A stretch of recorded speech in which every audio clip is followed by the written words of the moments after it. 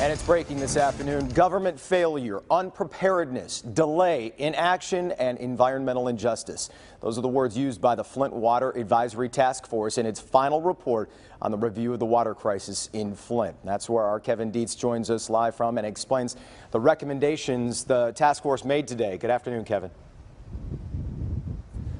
Good afternoon. Now, this is the task force report right here, and while some critics may say it was the governor who appointed the task force and that the task force could only speak to those who agreed to be interviewed, they did manage to talk to 60 people, and they found fault in every single agency that they looked at.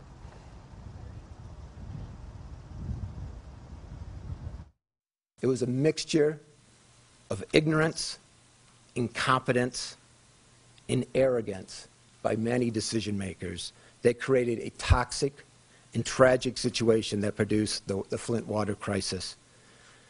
And it all could have been avoided. This is a wake-up call for the importance of public health in all of our programs, in our investments across our state in infrastructure and people, and in the emphasis that health and public health deserves in the work of our state as we try to keep each other as healthy as possible. Governor Snyder, you say that you had bad information. You knew the water was brown and smelled bad. You knew at one point there was high bacteria. You knew that the cases of Legionnaires was going up. And in June, you knew there was at least allegations of lead.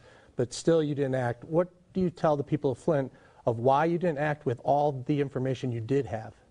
Yeah, well, your question is very similar to questions I answered last week in depth. And I think I answered those in the sense that there are a number of actions we did take. There was concerns about that in terms of providing $2 million worth of resources to help with water infrastructure, obtaining filters through a charitable source to help with the odor issue and the water quality issue. And as soon as I learned about it in terms of confirmation, and again, it took two departments. Finally, we got them to get on the same page, give me the answer at the end of September, early October. We took action. But this is where I wanted this group to go back and say, how could we have improved on that?